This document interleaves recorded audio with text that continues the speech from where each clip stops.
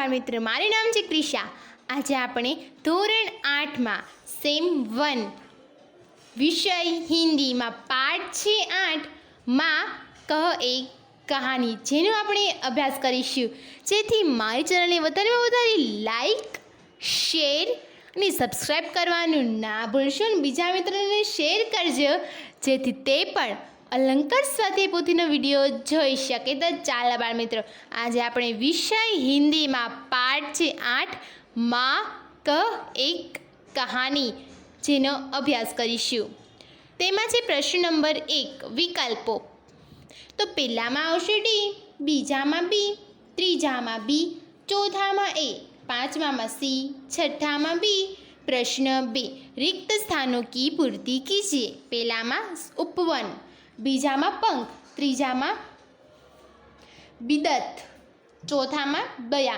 प्रश्न 3 सही और गलत का चिन्ह कीजिए। पहलाમાં खोटू, बीजाમાં खरू, ત્રીજામાં खोटू, चौथाમાં खरू। प्रश्न 4 पर्यायवाची शब्द लिखिए। पहलाમાં सुगंध, बीजाમાં शिकारी, ત્રીજામાં दासी, चौथाમાં पिता, પાંચમામાં बगीचो, छठ्ठाમાં पुष्प, सातमाમાં किंमत, आठमाમાં ध्येय, नवमाમાં बाण।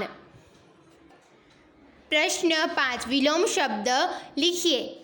पहलाમાં कठोर, बीजाમાં मृत्यु, ત્રીજામાં पक्षक, चौथाમાં निर्दय, પાંચમામાં नया, छठ्ठाમાં लाभ, सातमाમાં खोना, आठमाમાં मुरझाना, नवमाમાં अन्याय।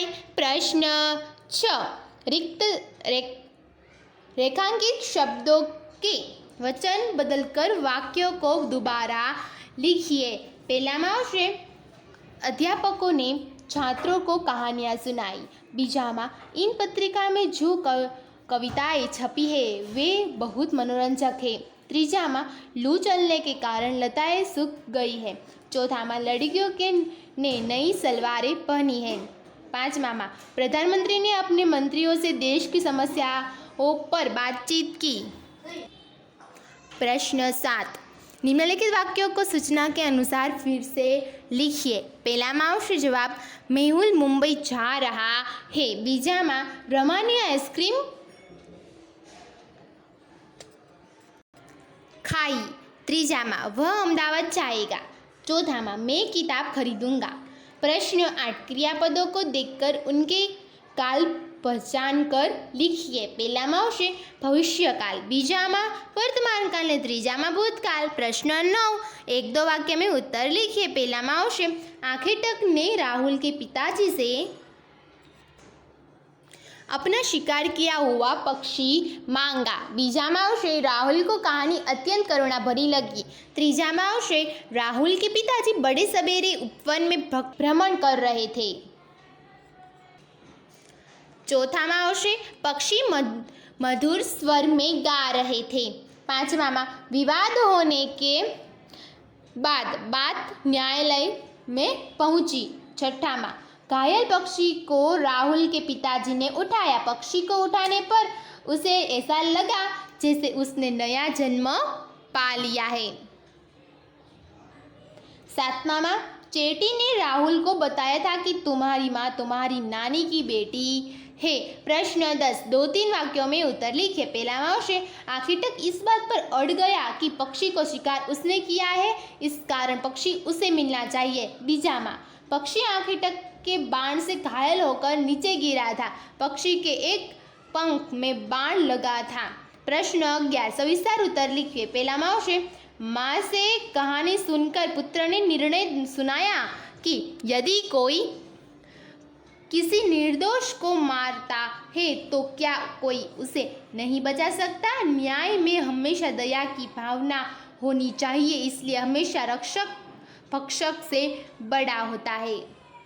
बीजाમાં આવશે उपवन में तरह तरह के फूल खिले हैं, फूलों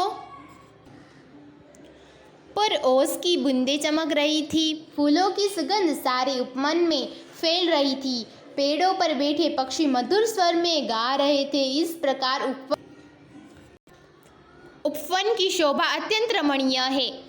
ત્રીજામાં આવશે बालक राहुल अपनी माता को एक कहानी सुनाने को कहता है, इस समय अपनी माता उसे सिद्धार्थ के बचपन की एक कहानी सुनाती है। माता राहुल को बताती है कि एक दिन जब तेरे पिताजी उपवन में भ्रमण कर रहे थे तब एक हंस ऊपर से शिकारी के बाण से घायल होकर नीचे आ गिरा।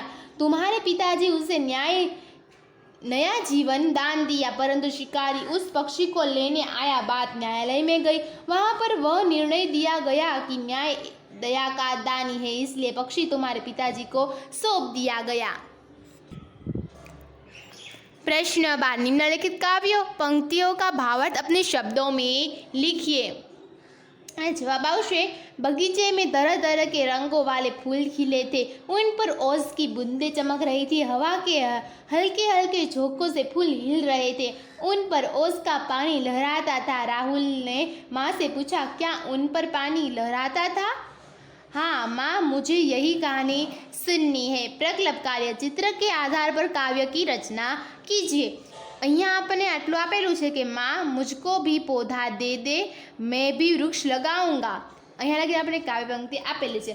હવે આપણે બનાવવાની છે। એમાં આવશે, पानी और खाद देकर उसे बड़ा पेड़ मैं बनाऊंगा, वह पौधा बड़ा होकर काम सबके आएगा, प्रदूषण दूर कर शुद्ध हवा दे जाऊंगा। તો બાલ દોસ્તો, આ સાથે આપણો 8મો પાઠ માં ક એક કહાની જે પૂરો થાય છે। અને આવા બીજા નવા વિડીયો જોવા માટે મને કોમેન્ટ કરી જરૂરથી જણાવજો। આવજો બાલ દોસ્તો, ફરી મળીશું નવા વિડીયો સાથે, ત્યાં સુધી આવજો।